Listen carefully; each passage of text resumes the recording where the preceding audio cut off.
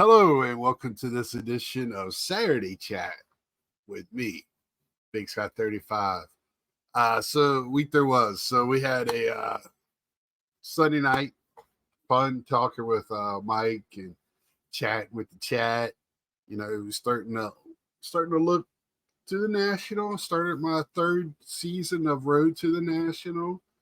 Um, so that was a fun, talking about different things, and we'll definitely have some topics this week. I was a little shy. I didn't know if Mike was going to come on. I appreciate him doing it. It made it a lot more fun. Talking about finances. I'm always talking about finances, budgeting. It got a little away from me. I wasn't looking ahead. I wasn't prepared. I have money set up in different things that I don't like to touch.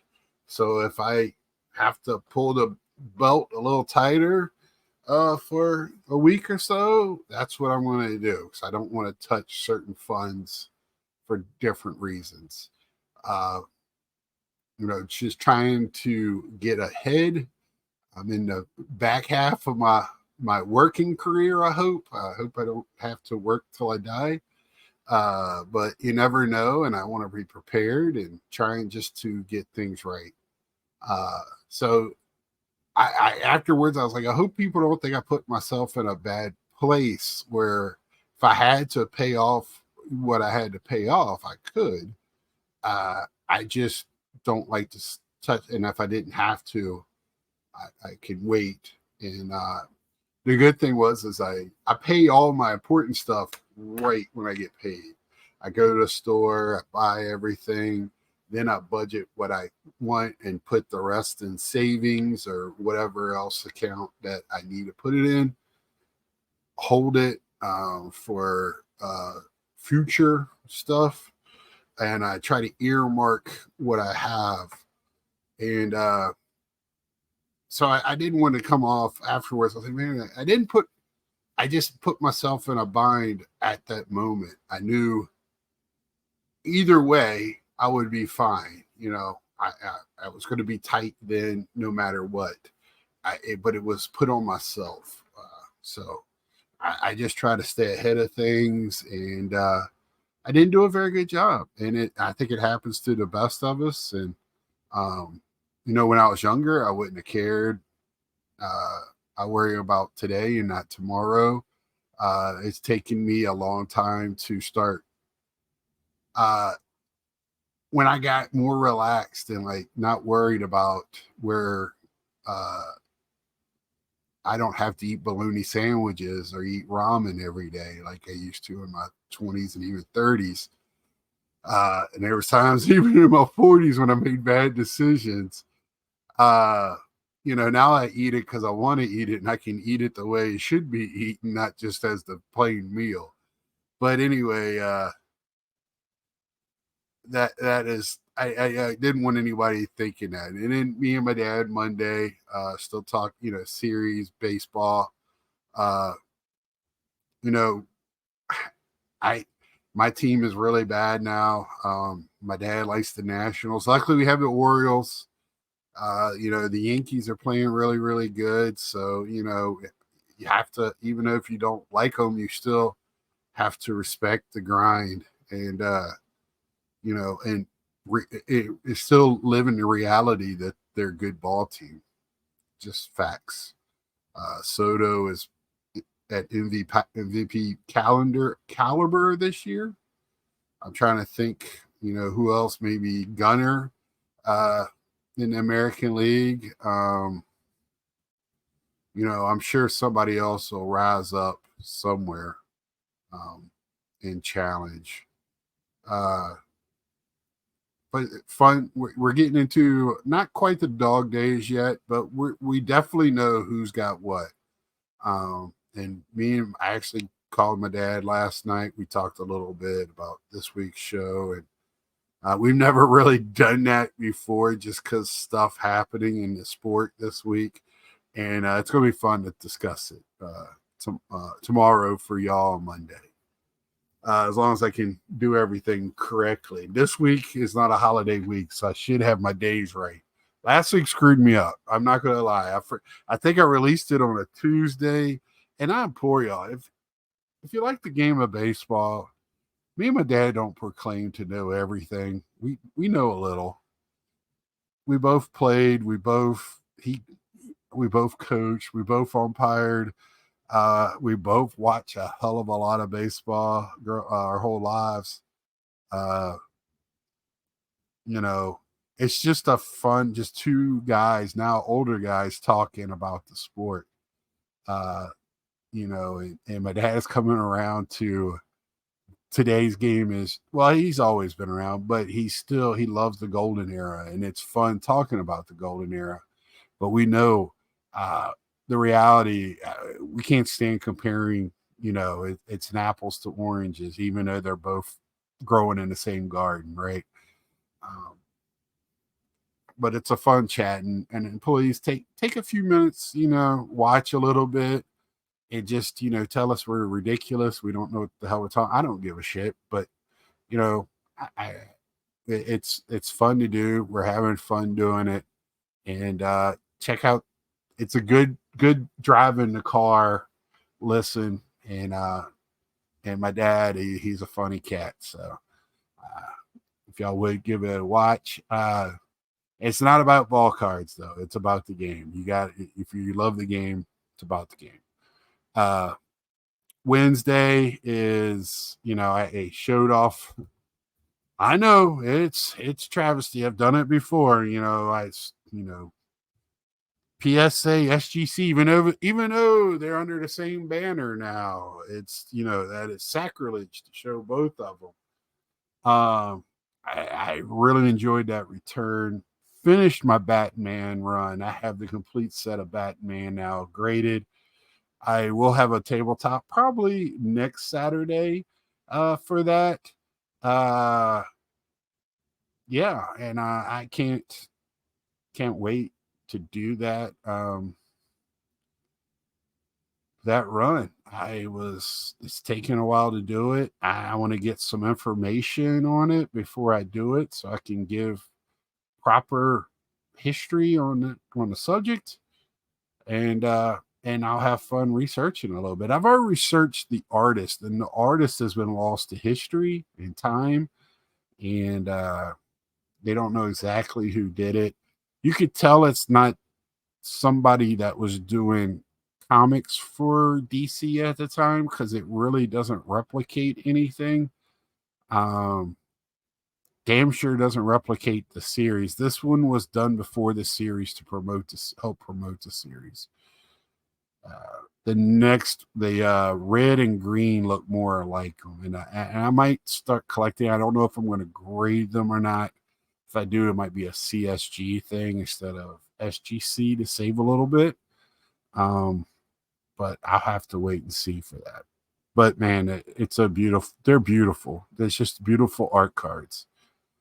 And I love that Batman era. Just love it.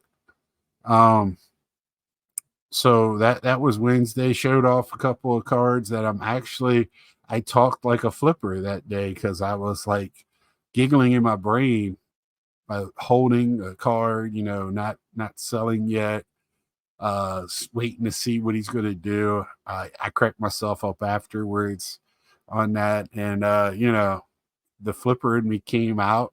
I'm not sure. I'm trying to downgrade.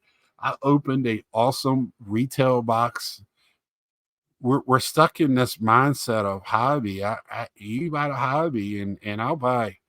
You know, let's be honest. Most of the time, the auto you get sucks anyway. So I'll get the retail that's not guaranteed for way less than.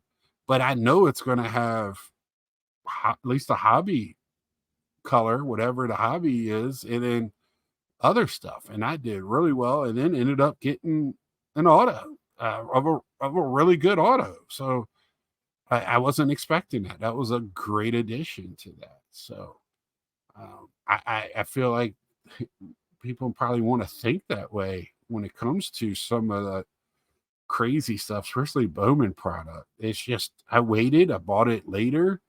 I bought it at the from a vendor at the National that seemed like he was pricing stuff to get rid of it.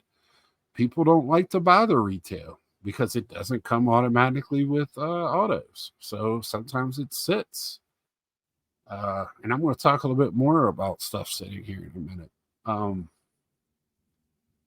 So that was Wednesday. That gets me here till today.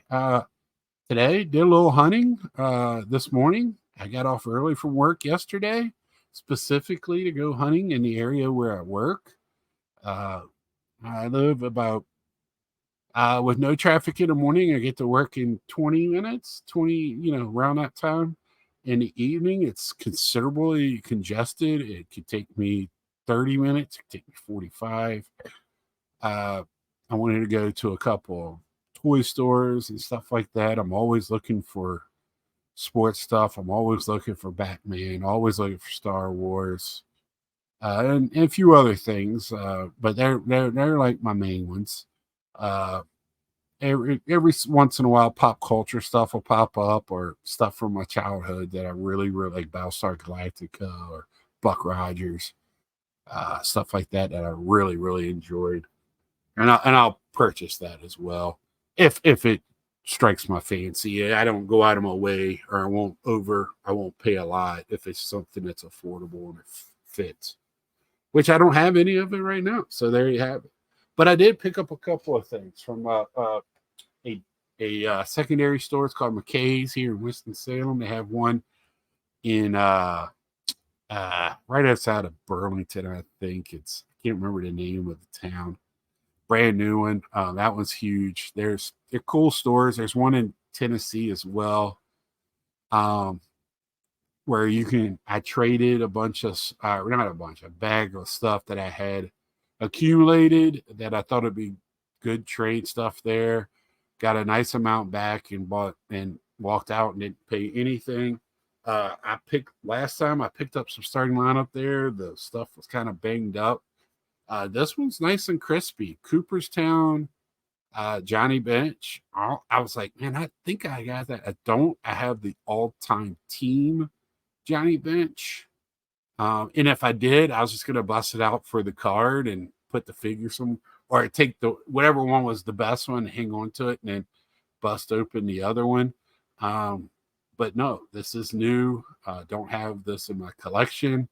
So add it to my wall of figures that I have in my spare bedroom. And this one here, I will bust out and display somewhere. Frank Thomas, he wasn't very good. So, I don't know why I keep picking his stuff up. He was a halfway decent ball player. But, they made this special figure of him with the Chicago Sun-Times article on him. No Doubting Thomas. They got one of Cal Ripken too, of that same era, which I probably will get if I ever get it. If I see it, I'll get it. Both of these, I think both of these were like around $5 each. I was like, oh my God. And they had a Roberto Clemente one. And it was 30, and I already had had a basket of stuff, and then I would have to figure out, okay, what am I getting rid of? These two is my Mount Rushmore. I love Roberto Clemente. I'm more of a Playing Days card guy of him, where like these two are more, I mean, my channel, I got 35 in my channel. I mean, I used to wear his number playing softball and stuff. So, because I liked him after the fact of my high school baseball days. But, I've always been a bench fan, Gary Carter. So that stuff. So I had to make a choice of that. So I went with that, but I was shocked. First off, I was shocked at the Roberto Clemente one. That must be a short print or something, because that place researches their stuff. They don't just, it's this line of stuff, everything's priced that. They don't. They look it up. For the most part, they got people to know what they're doing there. So when you go to get sports stuffs there, They got a lot of racing cars because I'm in Winston-Salem. I mean, this is racing country. A lot of wrestling figures. They know what they're pricing. I actually last year before, took a whole box full of wrestling figures to them and traded them in. So I do that every once in a while. I got a stack up there where this doesn't really fit my PC. I don't want to deal with packaging and then selling it on eBay. I can take it there, trade it in, get something like a video game or something like this or a pop that does fit what I collect and do it that way. I find it a lot easier. So Wednesday, I kind of went on a tangent and I thought I'd keep it. And it's not a rant. It's just putting out there and maybe this could start a discussion on how I feel like I'm going to start collecting. Am I going to collect 100% raw? Hell no. Am I not going to grade? Hell no. But I'm going to be more pickier about what I'm grading, I think. I'm starting to wonder, if it's for my PC, do I really need it graded? What am I grading it for? If I'm making like a display piece like I have over here and up behind me, I could see that for my own pleasure. And I have some thoughts for more of that. I like to do. I had a Gary Carter one, but I changed it out for the Pete Alonso. So I don't know if I'm going to go back to Gary, if I'm going to do one with David Wright. I don't know. And then I want to do some non-sports ones as well. I can't really hang them up in my apartment. I have to be smart on how I do things. So I have this one using strips and pinned it against the thing. So you're trying to figure out how I have that up there. That's how I have it. Has not moved. So it works well with that. But I'm going to do more of this. And I've seen some things to put them on shelf toppers and stuff like that. So, I can't I still have 3 things of helmets that I can't display. They're in my walk-in closet. And I have 4 jerseys, I think, and a couple of bats. They're just sitting in my storage in my closet, one of my walk-ins.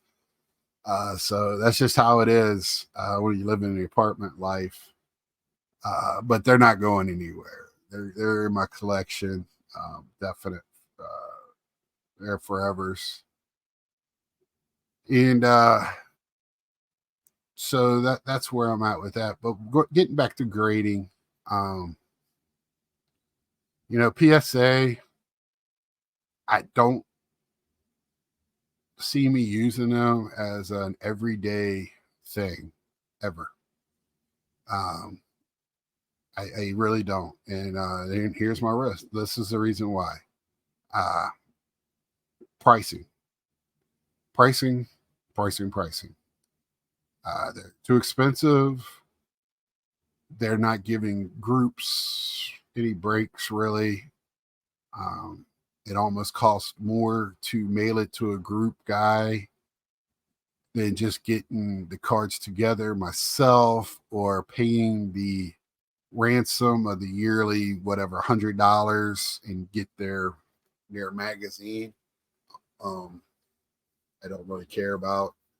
And then still having to pay. I keep bringing 25, and I know the other ones have it too. And I'll get to that. So, but I cannot put, for me personally, I can't get 20 cards or 25 cards together, pay 20 some dollars a piece, pay the $25 back on my own. And then when I start doing 5 here, sending them to somebody, and then at the end of the day, I got to pay shipping to and from, I'm paying more than if I just save up money and do it once every 2-3 months, right? Uh, it just doesn't make sense to me. I don't have a lot of high end stuff that I'm flipping. I don't do that, and I feel like that's where PSA is now. It's a flippers, and I'm not. And again, please don't chastise me for using that term. Seller, dealer, whatever. That's their motto. Thanks to them, buying a PSA card, when you're looking at it, you have to put that in perspective when you're buying that from dealers, that PSA pricing, um, all of that. And I think PSA is helped with driving up prices. I think it went hand in hand. I think the prices went up. They saw it. They wanted a piece of the pie, because I think it's ludicrous to have a card that's worth X amount that you got to pay more for. Makes absolutely no sense to me. You could try to explain it to me. If you're going to tell me that because of shipping it back to me, then put it in your shipping, not the grading price. So it's grading. Don't tell me the bullshit, because it's there. Nobody's the your PSA. If it gets lost, only PSA is going to pay for it. I've talked to people that work for the post office. You're not going to see any money for it. They'll wait till hell freezes over before the post office is going to give you money for it. So I find that bullshit that they do that, and they're not the only. Again, they're not the only ones, but theirs is not as forgiving. And I'm sure I'm just waiting for SGC to fall in line. I'm done with PSA. There it is. And that's always going to be a but. And there's always going to be, well, I had to this time. There's always going to be that. So I know there's going to be a but somewhere. If I get another rookie 475 image or whatever that fits what I'm doing over here, it's going to PSA. But I'm not doing any more. I'm not sending cards in to get graded for registries. None of that, because it's not worth it. It is not. I don't. I'm not going to buy a $5 card and pay $25 a card to get it graded, to get a 7 or a 6, which is a legitimate, for a lot of the cards that I'm grading, that's the legitimate grade. I'll just buy them and pay $12, $15, $17, try to get them in a lower grade, but you're still going to pay more because they had to pay to get it graded. They want to recoup some of that money. You might have to pay $25 to get it already graded now because of the price of the grading. And I just, it irks me. The whole grading thing, since the time I started as a fun part of the hobby to now, it's become this corporate business where they want to get every nickel, dime, penny from you. They can't just make money. And you can tell me plastic, blah, blah, blah, bullshit. They already had the things to put it together. That's their biggest price, is the machines. And the other biggest price is to add people to their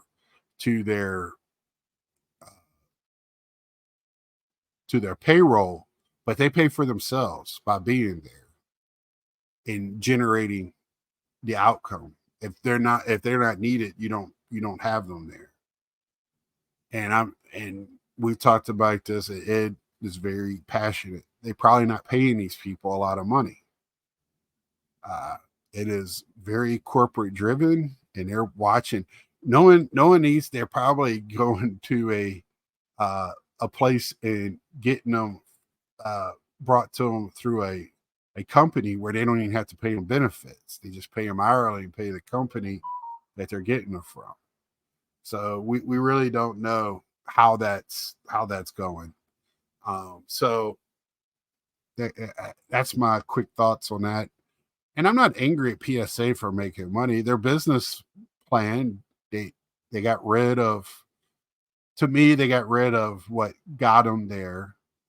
when it's new people bought them, and that's where they're at, and they're still making and they're still grading millions of cards. So their business is working.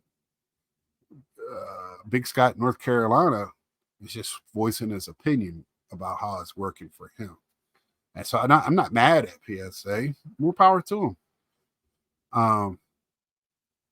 I just think the registry, I got a notice the other day, you got to put in registry before X amount so you can be part of the national.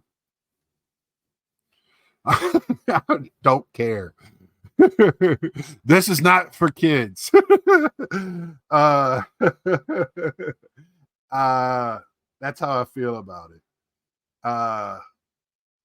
SGC is right now, until things change, and I think they will change. It's just a matter of when. That's where I'm sending my stuff for selling. Now, does it fetch PSA? No. Why? Because PSA is in collectors' minds right now. That's, I don't know why. I think it's an ignorance flaw in the. To me, if you want the card and you can get it cheaper on SGC, when you buy the SGC one, and then in return, that would bring the SGC prices up because people are stopping to buy the PSA card. It's the same card, people. It's just in a different holder. That's where I find the ignorance. In the PSA grading sucks to SGC. Now, would I change? Well, now PSA, sorry, I don't want it, because heaven forbid if I say PSA owns them, but PSA owns them because collectors is PSA. I don't give a shit what semantics you play. But if collectors wants to take the graders from SGC now and go, hey, take your butts up to New Jersey because they suck at our new place, guess what? It's all going to be the same in a matter of time. But right now, SGC, I feel, is better for selling. Do I think they're better overall? Nope. I think they've lost to somebody else that I'll get to in a moment. It just, they don't have any favor in the world of collecting. So SGC right now will get my stuff for selling.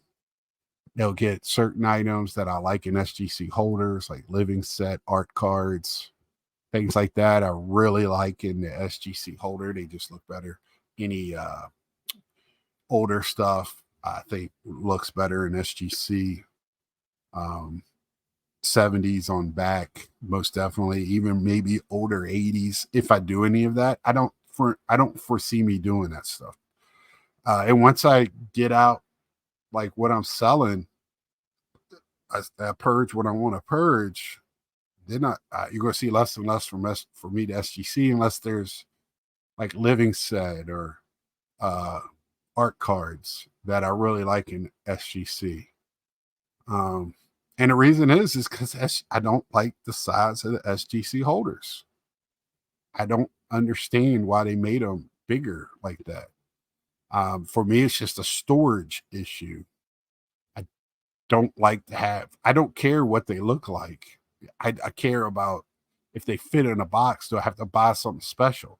That's why I hate tobacco size cards and modern stuff, because now I got to buy more shit for them to put to store. And I hate that. Even though it makes it easier, but now I got to buy extra stuff for that. So that's where I'm with SGC, and I'm sorry, I'm not trying to be a pessimist. I'm being I call it a realist. They're owned by the same company. It only makes sense that they're going to go by one set of rules. It's cheaper to buy one set of plastic. It's cheaper to put everybody on the same payroll, the same shirts. It'll be cheaper later to have one table at a show instead of having two separate companies at a show. It's just a matter of time, and I think they want to do it slowly. for two reasons. They want to find out, they want the cream to rise to the top, probably in both companies. They want to see where to, they don't need two heads of whatever. They don't need two of whatever. And then that just doesn't make good business sense. And it just doesn't make sense to run two separate companies. You could tell me all you want that some beer company or another beer company are owned by the same people. Well, they're two different flavors. They're still run the same way, and they probably both have the same president. They probably both have almost the same ingredients, and they tweak something. They're not buying them from separate suppliers. They're not buying them from separate places, and they all get sent out in the same trucks. I heard all these stories from people. I guess they never worked in a retail or manufacturing or whatever. But that's how it works. I worked for a company that had people like collectors buying up stuff in the same field, and we all have the same name on the front of our building now. And they took the name of the most profitable part of the company, the most recognized name in all of them, and put that on the front door. The number one name. They didn't take one of the mom and pop places and said, hey, let's keep that, or one of the places that was second or third behind that one. They took the number one and put that name on the door. So I just think it's a matter of time. I hope not. I'm hoping.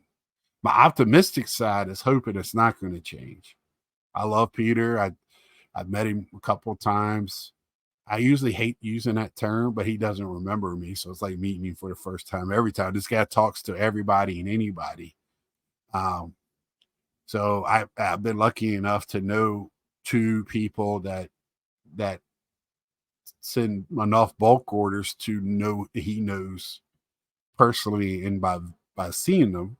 So I've been with them and talked to him on a personal level, and he's a very nice guy. I think a couple of times he's got in over his head and talked his way out, but I don't think he's lying. I don't think he's telling untruths. I think he's just telling what he knows. And like I said before, he was probably in on a lot of meetings that he's not in on now. So that's how I feel about that. But I'm hoping beyond hope that SGC keeps on rolling. And I hope and then my other hope is like if PSA does that, they give an option to get the SGC type holder for some things. If not, I'll go strictly to this next company and I'll sell what I can and whatever. Cause that stuff, if you just like SGC went up in price, this is the same thing that we got to do as collectors. Is CGC. I think CGC has the best holder, the best flip, the best consistent turnaround, the best pricing. They all suck at returns. I hate the return price because I pay $10 to ship it and I'm paying a ransom to get them back. They could all DX on that one. But anyway, it's just I think CGC, I know Ed calls me a fanboy, and I guess I am. I'm going to accept it because I think it's ludicrous that the pricing is different on the same cards with this different labels. That's just dumb. CGC is the toughest graders out there. They had to loosen the grading when they changed to this newer label. Just ask Ed. Ed will tell you. Westergriff, my buddy S. Westergriff, he will tell you. They're the toughest. And they were shooting themselves in the foot at the beginning because of that. And that sucks, but I'm telling you, that's how one of the ways PSA got to be PSA was because they had a 9 or a 10, and if it wasn't a 9, it was a 10. So a lot of cards that were 9.1 were 10s because they weren't 9s. They were better than a 9. Then all of a sudden, SGC comes with their 9.5. 10 and 11, turn it up to 11. And then CGC comes to the same thing. And CGC is like, not only are you not going to see a pristine, you're going to barely see a 10, because 9.5 is mint for a CGC for whatever reason, but SGC's 9.5 is near mint. You had mint near, what is it? Mint, near mint, and whatever 9 was. Then you have pristine. Now they're to me now CGC's going a little looser because now they're sending out pristines left and right like candy. But that's what PSA did. PSA did the same thing. They just didn't have pristines. They had 10s. And then when these other companies with the 9.5s come along, oh, you got a 9.5. And these people that have seen that are so just zombified by a 9 or a 10 PSA, they don't understand what a 9.5 is. Now they do, and that made PSA now. If it's better than a 9, you got to be closer to 10. It looks like to get to 10, or you're back to a 9. That's the way it looks to me. But now it sounds like to me PSA is all over the place. I kind of felt that on my last one. I had 2 cards back to back. One got a higher grade than the other, and I think they got them confused. I really do. There's no way that one card was higher, was a 9, and the other one was a 7. There was no way. No way. Am I going to send it back? No. It is what it is. It went in my Carter registry. I'm not worried where 88s. They're not leaving the box. They're till I die cards. So that's CGC. That's where my PC. That'll be the cards that I get graded when I'm doing something special, and it's gonna. And in non-sports, they sell just fine. Non-sports, and that's what I'm doing right now. It's non-sports. I'm getting more of them graded in CGC, and sports I'm getting more SGC in case I want to sell them down the road. As long as I'm not attached to them, that's kind of what I'm doing. And I'm getting less and less attached because I'm getting more pissed the way the system's working now in sports. Love the sport, hate the system, the money, the way the players are. I don't know if I'm getting old, get off my lawn type of guy. But still love the game and baseball. Still watch football. But not all of it is as great as it once was. And that's why I'm going the other way a little bit. So that's how I'm feeling. CGC, I wish, and if CGC sold better, none of them would see my cards. None of them. Because I feel like going SGC collectors are still getting my money, right? Right? Am I wrong? Am I wrong? I don't think I'm wrong on that. So that's how I feel. Tomorrow night, we're going to have a guest. Brad is coming, talking about he lives in Ohio, not far from Cleveland. We'll have him on tomorrow night on the road to the National, 8 o'clock Eastern time. See you there. We'll see ya.